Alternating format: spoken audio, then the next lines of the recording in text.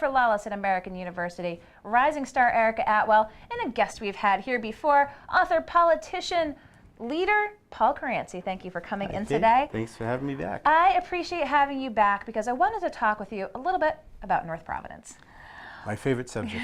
GoLocal did a story just recently. Mayor Charles Lombardi had sent a political email during working hours. Now, of course, there's laws pertaining to this. You can read this on GoLocal as well.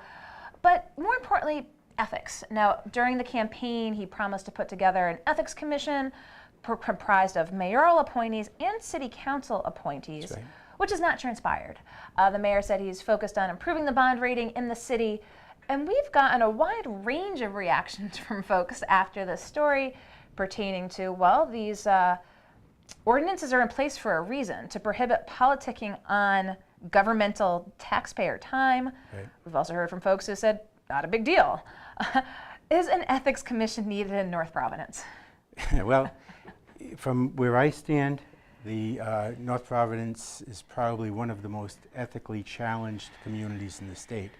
I've been involved in exposing corruption there, and I know the depth of it. And it was during that whole episode, when I was working undercover with the FBI, that I first got the idea to introduce an ethics ordinance in the town. And I researched it, found out that Indianapolis, Indiana had a very strong ethics ordinance, and I drafted one modeled after that. At the same time, another councilman, Frank Manfredi, who was also involved in exposing some of the corruption in town, unbeknownst to me, was working on the same thing.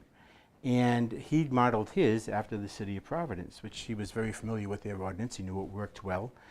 And he tapped me on the shoulder one day and said, hey, Paul, I'm going to be introducing this ethics ordinance. Would you sign on to it? And I said, gee, Frank, I've been working on the same thing. So bottom line was we both agreed to introduce our respective ordinances into the council. We did that. I think it was either late 2009 or early 2010. And the council sent it to the ordinance committee, which is routine. Ordinance committee sat on it for several months, which violates our town charter, and eventually came out with one consolidated draft, which they sent back to the council. Council advertised it and had a public hearing and passed it. Mayor signed it. It was unanimous vote, and there was no objection to it. So talk with folks, when you hear these stories, people, I think it was John Marion raised a couple other instances. You do hear it, the use of public equipment, and it's not just equipment, it's the thought of politicking on city time, town time, state time. How big of a deal is this? Well, it's wrong at so many levels. In the grand scheme of things, when you have bribery, extortion, and all the other crimes that can be committed in government, you'd say, well, that's kind of minor. And it is to an extent. If it were one isolated incident, if it were a mistake, if it were an emergency even, where your personal equipment broke down and you said, well, let me just try sending it on this, and maybe once you get away with it, even with intentions of reimbursing the town for the paper or whatever, the ink, that might be a different story.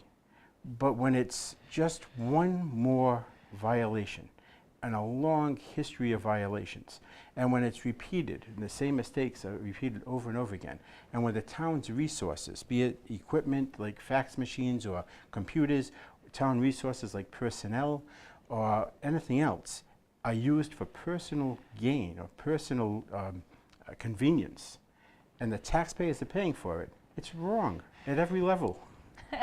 And what do you have to say? The mayor did call us negative for focusing on this. Is this not the role of the fourth estate to keep a check and balance on government and politics? It certainly should be.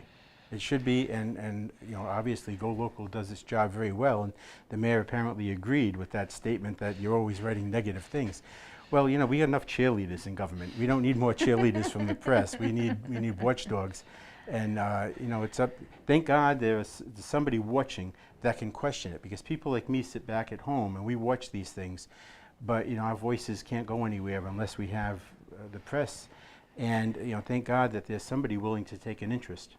Do you think there's any potential to see a commission moving forward if we have yet to see one? If there's enough pressure brought to bear by the people of the town who are being deprived of the honest services because there is no recourse when something like this happens, if there's enough pressure by the press who pursues this and questions it every time there's a violation, then I think, yes, something could happen. But absent that, no, the commission will never be appointed. I mean, this is now 8 years and counting that the law has passed, and for 8 years, every council member and the mayor have violated that ordinance. So it's another law that they're breaking. Why? If you don't want the ordinance, if you think it's superfluous or it's useless, or if you think that North Providence is such an ethically, it's not ethically challenged, it's an ethical town and there's no problems there, then have the courage to abolish it and say we don't need this. But don't leave it in place and continue to violate it.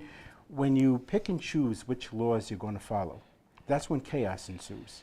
And who's to say, you object to this law, so we ignore it. I object to another law, we ignore that. Before you know it, every law that somebody doesn't like is being ignored. Nothing good comes of that. And so, you have the experience having gone through what you did yourself, being that watchdog as well. I mean, do you just feel that does history often repeat itself? Yes. Yes, and unfortunately, not a lot has changed, even as a result of the arrests and the things that I was involved with. It's a different cast of characters doing different things, and it's not as blatant. It's certainly not, the amounts of money aren't as big, but those kind of corrupt activities, starting with the little things like what you exposed, are going on constantly, and there's nobody there to challenge anymore. Do you have a copy of the ordinance in that folder? I don't. I thought it was the cheat sheet. No. Again, you pay attention so much to what's happening politically, both at the town and state level. But talk with us, put on your book hat for a moment. You've been in here to talk about the books. Just what's the latest that you have going on? Well, I'm working on, my last book was a book on the Marian apparitions at Fatima. And the publisher asked about a 3-book set along those lines. So I'm working on a second book on a Marian apparition. It's Our Lady of Lourdes in France. And then a third book, Our Lady of Guadalupe in Mexico. And we'll put those together in a 3-book set and sell them that way. And I'm really enjoying this project. I got to tell you, Kate, it's transformational.